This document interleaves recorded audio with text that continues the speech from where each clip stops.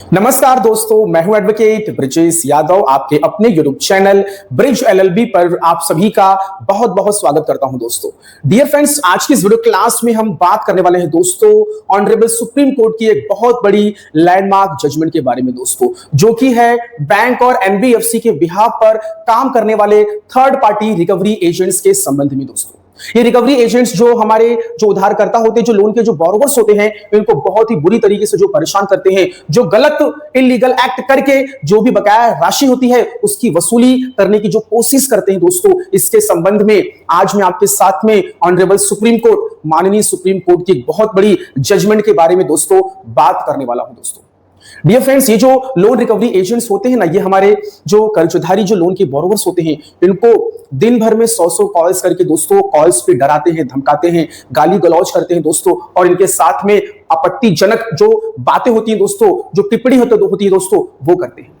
और साथ ही साथ ये थर्ड पार्टी रिकवरी एजेंट्स, ये हमारे जो उधारकर्ता, जो हमारे जो कर्जदारी होते हैं दोस्तों, इनके घर पे होम विजिट करते हैं, या फिर ये जहां कहीं भी काम करते हैं, इनका जो वर्क प्लेस होता है वहां पर भी विजिट करके लोगों के सामने, समाज, मोहल्ला, सोसाइटी के सामने इनकी बहुत ही बुरी तरीके से बेइज्जती करते हैं दोस्तों। इनकी जो गोपनीयता होती है, इनकी जो प्राइवेसी होती है, जो कॉन्फिडेंशियलिटी होती है, इसको लोगों के बीच में उजागर कर देते हैं दोस्तों, और ये बांटते फिरते हैं कि ये एक कर्जदारी है, इसने बैंक से लोन लिया है, ये बहुत ही बुरा आदमी है, यह लोन की अमाउंट का भुगतान रीपेमेंट नहीं कर रहा है। दोस्तों, डियर फ्रेंड्स, ये थर्ड पार्टी जो लोन जो रिकवरी एजेंट्स होते हैं, ये आरबीआई की जो गाइडलाइंस बनाई गई है दोस्तों, ये बिल्कुल भी इसको फॉलो नहीं करते हैं। इसके अगेंस्ट में जाकर, इसके खिलाफ में जाकर, इसके बियॉन्ड में जाकर बकाया राशि की जो वसूली है दोस्तों, या फिर उसकी रीपेमेंट की बकाया राशि का जो रिकवरी का जो प्रोसेस है दोस्तों, उसे करते हैं दोस्तों।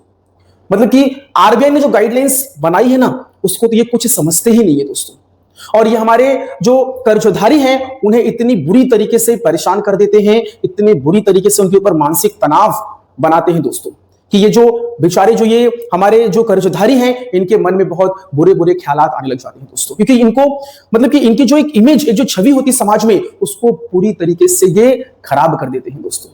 तो एक इंसान जो होता है, जो समाज में रहता है, सभ्य समाज में जो व्यक्ति रहता है, यदि उसकी इमेज, उसकी रेपुटेशन को यदि बहुत बुरी तरीके से खराब किया जाएगा दोस्तों, तो यदि आप होंगे या फिर मैं रहूंगा दोस्तों, तो कोई भी इस चीज को सहन नहीं कर सकता है दोस्तों, वो बहुत परेशान हो जाता है।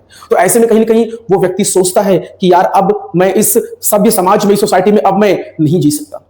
उसके मन में एक बुरे बुरे ख्यालात, वो अपने आप को अब इस धरती पे सोचता है कि भैया अब मैं नहीं रहूंगा। वो सुसाइड, आत्महत्या करने के बारे में सोचने लग जाता है दोस्तों।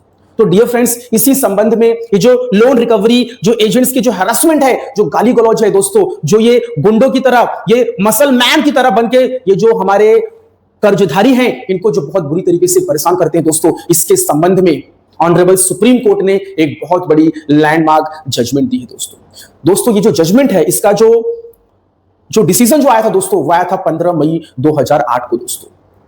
डियर फ्रेंड्स, इस जजमेंट का जो नाम है पहले मैं आपको बताता हूं दोस्तों, और जो जजमेंट की जो कॉपी है दोस्तों, यदि आपको चाहिए तो मैं वो आपको कॉपी उपलब्ध करा दूंगा दोस्तों। आप मेरे लीगल हेल्पलाइन नंबर पर मुझे आप मैसेज करिए, मैं उसकी जजमेंट कॉपी आपको उपलब्ध करा दूंगा दोस्तों। तो डियर फ्रेंड्स, आइए जरा समझते हैं कि मामला क्या था, और इस सुप्रीम कोर्ट की लैंडमार्क जजमेंट का नाम क्या था, टाइटल क्या था दोस्तों। Dear friends, in the supreme court of India criminal appellate jurisdiction दोस्तों, क्रिमिनल अपील नंबर दोस्तों, arising out of SLP number 4935 of 2006 दोस्तों।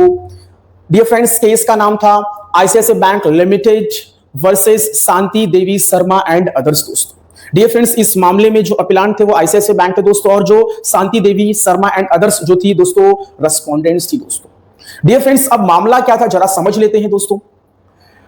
डियर फ्रेंड्स, इसमें था क्या कि जो आईसीआईसीआई बैंक लिमिटेड जो बैंक थी ना दोस्तों, उनके जो थर्ड पार्टी रिकवरी एजेंट्स जो थे दोस्तों, वो शांति देवी शर्मा के जो बेटे, जो सन थे, ठीक है, उन्होंने इस बैंक से एक दोस्तों मोटर कार या फिर बोलेंगे व्हीकल की एक लोन ली थी दोस्तों, और साथ ही साथ एक पर्सनल लोन भी लिया था दोस्तों। डियर फ्रेंड्स, कुछ स्थिति परिस्थिति खराब होने की वजह से शांति देवी के जो बेटे थे, उन्होंने लोन का जो भी रीपेमेंट था वो करने में असक्षम, अनेबल हो गए थे। तो ऐसे में कहीं ना कहीं जो बैंक के जो थर्ड पार्टी रिकवरी एजेंट्स है, उन्होंने उनके बेटे के घर पे होम विजिट करना स्टार्ट कर दिया। उनको दिन भर 100 कॉल्स किए, उनको बहुत परेशान किया, बहुत हैरास किया दोस्तों। और जब वे लोन का रीपेमेंट नहीं कर पाए, तो ऐसे में वो जो लोन रिकवरी एजेंट्स जो थे, वो उनके घर पे विजिट भी किए और उनके घर में घुसकर उनकी जो मोटर कार थी, उनकी जो व्हीकल थी दोस्तों, उसको खींचकर लेकर चले गए दोस्तों। तो ऐसे में कहीं ना कहीं दोस्तों समाज में, सोसाइटी में जो उनके जो बेटे, शांति देवी शर्मा के जो बेटे थे, उनकी बहुत बड़ी इंसल्ट हुई दोस्तों। डियर फ्रेंड्स, उनके जो बेटे थे, उनका एक छोटा सा एक रेस्टोरेंट था। उस रेस्टोरेंट में वो जो भाजी पालक जो होता है, जो वेजिटेबल्स होता है, उसको लाने लेके जाने, ठीक है, जो ट्रांसपोर्टेशन पर्पस के लिए उस व्हीकल, उस मोटर कार का, उस मोटर गाड़ी का वो यूज किया करते थे दोस्तों। तो कहीं ना कहीं उनके जीवन यापन, उनके धंधे, उनके व्यापार पे भी इसका काफी बुरा प्रभाव पड़ा, जब उस गाड़ी को उनके थर्ड पार्टी रिकवरी एजेंट्स के द्वारा गैर कानूनी तरीके से बिना कोई नोटिस दिए खींचकर जब्त करके लेके चले गए दोस्तों। तो जब इसके बाद उनके जो बेटे थे, वो क्या किया करते थे, भाजी वेजिटेबल्स की जो गोनी होती थी, जो टोकरी होती थी, वो अपने सर पे, अपने पीठ पे रखकर अपने होटल या फिर बाजार या फिर अपने घर पे आने जाने में वो इस प्रकार से वो करने लग गए दोस्तों। तो कहीं ना कहीं जब वो सोसाइटी, समाज, मोहल्ले में जब वो आते जाते थे और उस भाजी की टोकरी को अपने सर पे रख के, अपने पीठ पे रख के जब वो आते जाते थे, तो सोसाइटी, समाज के जो लोग थे, वो उनके ऊपर व्यंग करते थे, टीका टिप्पणी करते थे दोस्तों कि ये फला व्यक्ति है, इसने लोन लिया था और लोन का इसने भुगतान नहीं किया, इसीलिए थर्ड पार्टी रिकवरी एजेंट्स ने इसकी मोटर कार को छीनकर लेके चले गए, जब्त करके लेके चले गए दोस्तों। तो इस प्रकार से शांति देवी के जो बेटे थे, उनकी समाज, सोसाइटी में बहुत बेइज्जती हुई, उनका बहुत इंसल्ट हुआ, उनका डेफेमेशन हुआ, उनकी मानहानि हुई दोस्तों। तो कहीं ना कहीं वो बहुत ही बुरी तरीके से मानसिक रूप से वो टूट गए दोस्तों। तो उन्होंने ये डिसाइड किया कि भैया अब मैं इस धरती पे अब मैं नहीं रह सकता। उन्होंने अपनी वाइफ को यह कहा कि मैंने अपने लाइफ में, अपने जीवन में इतने बुरी तरीके से मेरी इंसल्ट, मेरी बेइज्जती मैंने आज तक कभी नहीं देखी और आज तक मैंने ना कुछ सहा दोस्तों।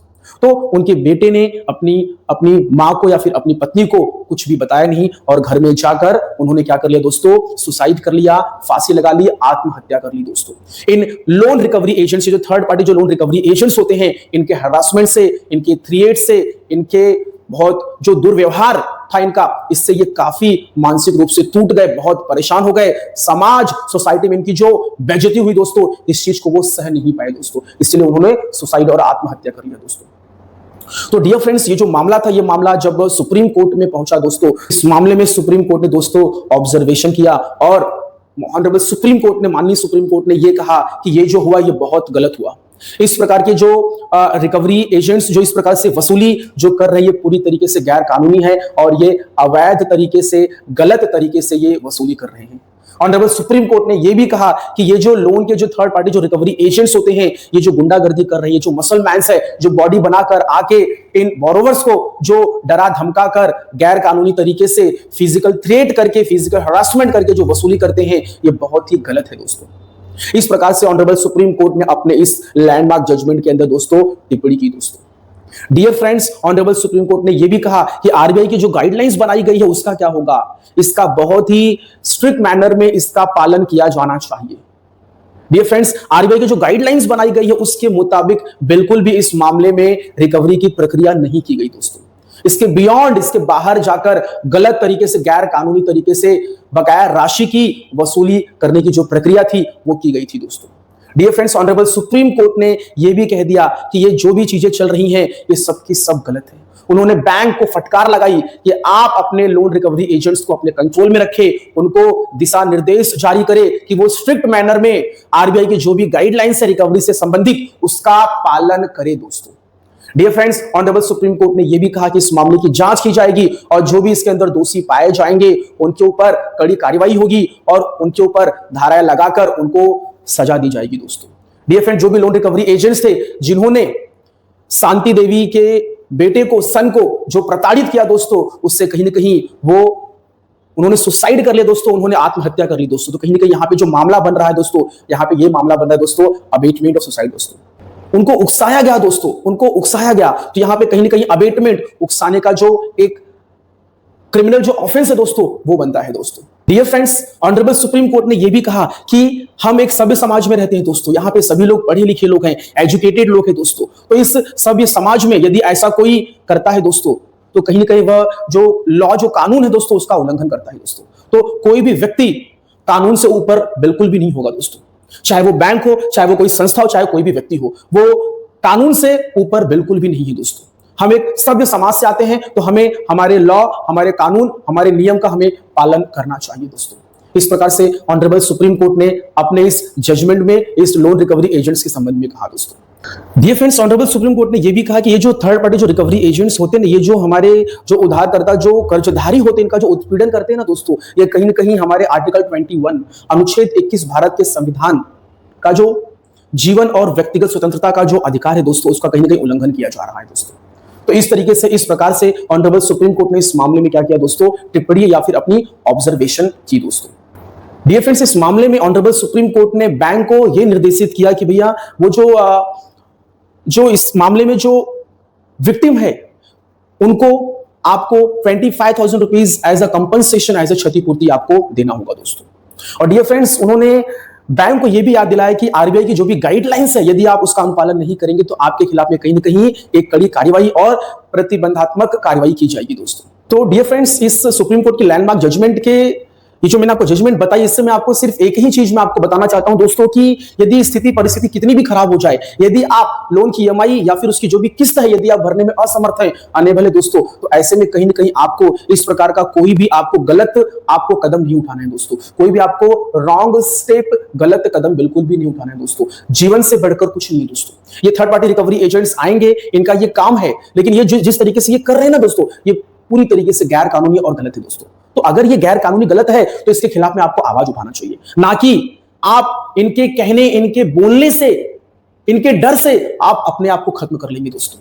तो दिस इज नॉट सॉल्यूशन, ये कोई हल नहीं है दोस्तों। जिस प्रकार से ये जो मैंने आपको जजमेंट में ये जो मैटर, जो मामला था, इसकी जो समरी थी, जो मैंने आपको इसमें जो स्टोरी, जो फैक्ट था, जो मैंने आपको बताया दोस्तों, इस प्रकार से आपको बिल्कुल भी नहीं करना है दोस्तों। शांति देवी शर्मा के बच्चे ने जो किया दोस्तों, इस प्रकार से आपको बिल्कुल भी नहीं करना है दोस्तों। आपको कानून का जानकार बनना है, आपको आरबीआई की जो गाइडलाइंस है रिकवरी के संबंध में, उससे आपको जागरूक रहना है दोस्तों। आपको अपने राइट्स का आपको नॉलेज होना चाहिए दोस्तों। आपको अपने अधिकारों से आपको जागरूक रहना चाहिए दोस्तों। ये लोन रिकवरी एजेंट्स कितना भी आपको परेशान करे, बिल्कुल भी आपको डरना नहीं दोस्तों। कड़ाई से और मजबूती से इनका आपको सामना करना है और इनको आपको जवाब देना है दोस्तों। डियर फ्रेंड्स, ये यदि गलत और अवैध तरीके से, गैर कानूनी तरीके से यदि आपको ये परेशान करते हैं, घर पे होम विजिट करते हैं दोस्तों, तो इनके खिलाफ में आपको एक्शन लेना है दोस्तों। डियर फ्रेंड्स, अब ये जो आरबीआई की जो गाइडलाइंस है लोन रिकवरी एजेंट्स के संबंध में दोस्तों, इनकी गाइडलाइंस क्या है दोस्तों, इसको भी आपको जानना बहुत जरूरी है दोस्तों। डियर फ्रेंड्स, सबसे पहले तो भैया जो भी लोन रिकवरी एजेंट्स घर पे होम विजिट करेंगे, उनको बहुत ही पोलाइट और बहुत ही फॉर्मल मैनर में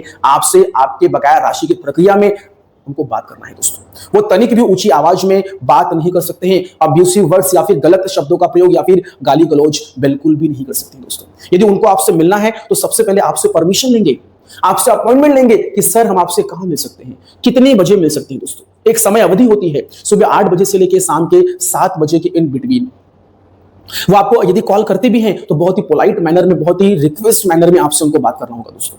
उनको आपसे बात करना होगा दोस्तों। वो ऊंची आवाज में गलत तरीके से अपशब्द बिल्कुल भी यूज नहीं कर सकते हैं दोस्तों। डियर फ्रेंड्स, यदि ये जो लोन रिकवरी एजेंट्स यदि घर पे होम विजिट करते भी हैं दोस्तों, तो कोई दिक्कत नहीं है। आपके जो भी अधिकार है उससे आप जागरूक रहिए दोस्तों। आप उनसे पूछ सकते हैं कि भाई आप किस बैंक, किस एनबीएफसी के बिहाफ पर यहाँ पर आए हैं। यदि आए हैं तो क्या आपके पास डीआरए का लाइसेंस है, डेब्ट रिकवरी एजेंट्स का लाइसेंस है? क्या आपने मेरे घर पे होम विजिट किया तो क्या आपके पास होम विजिट का लेटर है? आप मुझे कृपया अपनी आईडी कार्ड दिखा दीजिए कि आप कौन हैं। साथ ही साथ दोस्तों, डियर फ्रेंड्स, जब ये लोन रिकवरी एजेंट्स इस तरीके से, यदि आपने जो भी उनसे प्रश्न पूछे, यदि वे इसका जवाब नहीं देते हैं तो आपको उनसे बात ही नहीं करना है। सीधे उनको आपको पोलाइट मैनर में ये कह देना भैया कि यू आर नॉट अथॉराइज्ड। मैंने जो प्रश्न पूछे, मेरे जो राइट्स, मेरे जो अधिकार थे, उसका आपने जवाब नहीं दिया तो मैं आपके प्रश्नों का भी जवाब नहीं दूंगा और मैं आपसे बात नहीं करूंगा दोस्तों। इस प्रकार से उनको आपको जवाब देना है और उनको सीधे आउट कर देना है दोस्तों। यदि वो बदतमीजी करते हैं, आपके साथ में दुर्व्यवहार करते हैं, आपके साथ में गलत तरीके से पेश आते हैं, धक्का मुक्की करते हैं या फिर घर में घुसने की कोशिश करते हैं दोस्तों, तो ऐसे में कहीं ना कहीं आपको तुरंत ऑन द स्पॉट इमीडिएटली आपको 100 नंबर या फिर 112 नंबर पे कॉल करके आपको तुरंत आपको पुलिस को बुलाना है दोस्तों। और पुलिस को बुलाकर उनको ऑन द स्पॉट वहीं पे इमीडिएटली उनको अरेस्ट करवाना है और आपके साथ में जो भी गलत हुआ उन सारी बातों को आपको उस पुलिस के साथ में आपको साझा और शेयर करना है दोस्तों। डियर फ्रेंड्स, जब ये लोन रिकवरी एजेंट्स आपको कॉल्स करते हैं सुबह शाम दिन भर, आपको बार बार कॉल्स करते हैं दोस्तों, तो डियर फ्रेंड्स, सबको अपना अपना एक लाइफ जीने का, स्वतंत्रता, जीवन का अधिकार है दोस्तों। आप क्या दिन भर उनके कॉल्स उठाते रहोगे? क्या उनसे आप दिन भर बात करते रहोगे? क्या कुछ आपको काम धंधा नहीं, कुछ आपको जॉब्स नहीं दोस्तों? यदि आप उनसे दिन भर बात करोगे तो पैसा कब कमाओगे? आप काम धंधे पे कब जाओगे? जब पैसे नहीं कमाओगे तो उनका लोन का रीपेमेंट कैसे करोगे दोस्तों? तो डियर फ्रेंड्स, एक बार दो बार बात कर लिया बस हो गया। उसके बाद आप बात करो चाहे मत करो, वो आपका अधिकार है, वो आपके राइट्स है दोस्तों, वो आपकी मर्जी है। तो आपको डरना बिल्कुल भी नहीं है दोस्तों। पहले आपको अपने कानूनी अधिकारों की रक्षा करना है दोस्तों, उसके बाद काम धंधा करिए, दो पैसे कमाइए, फिर इनका जो भी बकाया जो राशि है इसका आपको रीपेमेंट करना है दोस्तों। डियर फ्रेंड्स, मैं आपको ये नहीं कहूंगा कि आप इनके लोन का रीपेमेंट नहीं करिए दोस्तों, आपको इनके लोन का रीपेमेंट करना है। मैं यहाँ पे सिर्फ ये बात कर रहा हूं कि ये जो लोन के जो थर्ड पार्टी जो रिकवरी एजेंट्स है, जो इनकी गलत तरीके से जो वसूली की जो प्रक्रिया है, इसका किस तरीके से आपको जवाब देना है दोस्तों, इसके संबंध में आज मैं इस वीडियो लेक्चर्स में आपसे बात कर रहा हूं दोस्तों। तो डियर फ्रेंड्स, मेरा सिर्फ एक ही आपको कहना है भैया कि कितनी भी बड़ी आपत्ति आ जाए, कितना भी बड़ा पहाड़ यदि आपके सामने आ रहा है दोस्तों, तो उसका डट के आपको सामना करना है, ना कि उस पहाड़ के नीचे आपको दब जाना है दोस्तों। यदि कोई भी आपको कितना भी परेशान करे, कितना भी कॉल्स करे दोस्तों, बिल्कुल भी डरना नहीं है और अपने मन में बिल्कुल भी बुरे ख्यालात नहीं लाना है दोस्तों। डियर फ्रेंड्स, आपके पीछे आपका परिवार, आपकी फैमिली, आपके बच्चे, आपके माता पिता है। यदि आप उनके बारे में नहीं सोचते हैं तो जाइए, यदि सोचते हैं तो बिल्कुल भी आपको गलत कदम नहीं उठाना है। आपको भगवान के पास ऊपर जाने के बारे में बिल्कुल भी तनिक भी सोचना नहीं है दोस्तों। डियर फ्रेंड्स, सब लोग भगवान के पास जाइए, बट एक समय होता है, ऐसा नहीं कि कभी भी किसी भी वक्त चले जाइए। सबका एक समय लिखा हुआ है कि भगवान के पास कब जाना है, तो उसी समय में आपको जाना है दोस्तों। समय से पहले यदि आप कोई भी काम करते हैं तो वो गलत होगा दोस्तों। तो प्लीज आप ऐसा कोई भी कदम ना उठाए दोस्तों। डियर फ्रेंड्स, आप जब भी अपने परिवार, अपने फैमिली के सामने जब आप रहते हैं ना, तो जब वो लोग आपके परिवार के जो मेंबर्स जब आपको देखते हैं ना दोस्तों, तो उन्हें बहुत मोटिवेशन, उनको बहुत प्रोत्साहन मिलता है कि मेरी मम्मी, मेरे पापा, मेरे चाचा मेरे सामने हैं, तो वो आपको देखकर बहुत मोटिवेट होते हैं। तो जरा सोचो दोस्तों, यदि आप नहीं रहेंगे तो वो बेसहारा हो जाएंगे, वो अकेले हो जाएंगे दोस्तों। तो आपको अपने मन में बिल्कुल भी कोई भी गलत विचार नहीं लाने हैं दोस्तों। डियर फ्रेंड्स, बैंक या फिर एनबीएफसी के माध्यम से कोई भी आपको नोटिस आती है, उनके लीगल टीम के माध्यम से कोई भी तुमको लीगल नोटिस आ रही है, कोर्ट के माध्यम से समन्स आ रही, वारंट्स आ रहे, प्री कॉग्निशंस की नोटिस आ रही है, आपको किसी से भी घबराना नहीं है दोस्तों। बस आप कानून के जानकार बनिए। जहां पे कानून के ज्ञान की कमी हो जाती है, वहीं पे डर पैदा होने लग जाता है दोस्तों। तो डियर फ्रेंड्स, कोई भी तकलीफ, कोई भी प्रॉब्लम आएगी, उससे आपको डट के उसका सामना करना है। अरे आपका दोस्त, आपका मित्र एडवोकेट ब्रजेश यादव आपके साथ में दोस्तों। आपको कुछ भी नोटिस आ रही है, कुछ भी आपको प्रॉब्लम दिक्कत आ रही है, मेरे लीगल हेल्पलाइन नंबर, उस व्हाट्सएप नंबर पर मुझे वो नोटिस भेज दीजिए दोस्तों। उसका जवाब कैसे देना है, क्या करना है, उसके लिए मैं यहां पर बैठा हुआ हूं। तो दोस्तों, डरना घबराना बिल्कुल भी नहीं है, नियम कानून से चलना है। जो नियम कानून से चलेगा उसे कभी दिक्कत, कभी तकलीफ नहीं आएगी, ना तो वो जेल जाएगा, ना तो उसके घर पे पुलिस आएगी दोस्तों। ये मेरी गारंटी है, ये मेरी एश्योरिटी है दोस्तों। जो नियम कानून को फॉलो नहीं करेगा दोस्तों, तो वो आगे चल के तकलीफ में आता है। यदि आप नियम कानून को फॉलो करेंगे तो आप कभी भी तकलीफ में नहीं आएंगे दोस्तों। डियर फ्रेंड्स, लोन डिफॉल्ट करना, पैसे का भुगतान नहीं करना, ये कोई अपराध नहीं है कि भाई तुमने अपराध कर दिया, चलो जेल में, चलो पुलिस आएगी तुमको उठा के लेके चली जाएगी, नहीं। लेकिन आपने, चलो ठीक है, आपने रीपेमेंट नहीं किया, आपने लोन का भुगतान नहीं किया, ठीक है, लेकिन आपको भागना नहीं है, आपको हर एक नियम कानून को फॉलो करना है। बैंक, एनबीएफसी, कोर्ट यदि आपसे बात कर रही है तो आपको भी उनसे बात करना है दोस्तों।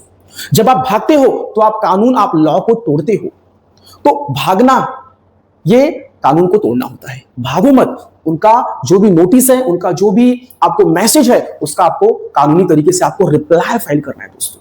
पैसा नहीं देना है, यदि पैसे हैं तो देना है, पैसे नहीं है तो बस आपको कानूनी जो भी तरीके हैं, जो भी लॉज हैं, उनको आपको फॉलो करना है दोस्तों। तो जवाब देते रहिए, बैंक और एनबीएफसी के संपर्क में रहिए। यदि कोर्ट की तरफ से कोई भी सम्मन्स या फिर वारंट आता है तो जो भी तिथि, समय, डेट जो भी मेंशन है, उस तारीख पे उस डेट पर कोर्ट में जाकर अपनी हाजिरी लगाकर वहां पे आपको अपना जवाब दाखिल करवाना चाहिए दोस्तों। यदि आप कोर्ट की अवहेलना करेंगे, आप कोर्ट के दिए गए समय तिथि पर यदि आप नहीं जाएंगे, तो कहीं ना कहीं आप लॉ को ब्रीच कर रहे हैं दोस्तों, आप कानून का उल्लंघन कर रहे हैं दोस्तों, तो सजा तो मिलेगी। तो भाई, पैसे नहीं है वो बात अलग है, लेकिन कानून को तोड़ना, लॉस को ब्रेक करना, उसका वायलेशन करना, ये तो गलत है, इसके लिए आपको सजा मिलेगी। लेकिन पैसे नहीं भर रहे हो, लोन का डिफॉल्ट हो चुका है, भाई आपकी कोई विषम परिस्थिति होगी, मजबूरी होगी, कोई कारण होगा, उसकी वजह से पैसे नहीं दे पा रहे हो, तो वहां पे कोई सजा नहीं है, वहां पे आपको पुलिस अरेस्ट नहीं करेगी दोस्तों। लेकिन जहां पे नियम कानून, लॉस को ब्रेक करोगे, तोड़ोगे, तो फिर आप सजा के अधिकार होंगे दोस्तों। तो डियर फ्रेंड्स, मेरा ये वीडियो यहीं पे समाप्त होता है दोस्तों। आप लोगों ने इतना समय दिया, आप लोगों का बहुत बहुत धन्यवाद दोस्तों। Thank you so much. यदि आप मेरे इस वीडियो चैनल पर पहली बार आ रहे हैं तो आप लोगों से मेरा हम्बल रिक्वेस्ट है दोस्तों कि प्लीज मेरे इस वीडियो चैनल को प्लीज सब्सक्राइब करिए दोस्तों। और यदि आपने मेरे इस बेल आइकन की नोटिफिकेशन को यदि आपने ऑन नहीं किया है तो ऑन कर लीजिए, इससे कि आपको भविष्य में मेरी आने वाली वीडियोस का नोटिफिकेशन आपको सबसे पहले पहुंचे दोस्तों। और साथ ही साथ मेरे वीडियोस को लाइक भी करते चलिए दोस्तों। और यदि मन में कोई क्वेश्चन है, कोई प्रश्न है या फिर कोई डर है मन में, तो आप प्लीज मुझे मेरे लीगल हेल्पलाइन नंबर पर कॉल कर सकते हैं, मुझे व्हाट्सएप भी कर सकते हैं दोस्तों। आपकी सहायता, आपकी मदद करने के लिए मैं हमेशा उपलब्ध रहूंगा दोस्तों। Thank you so much.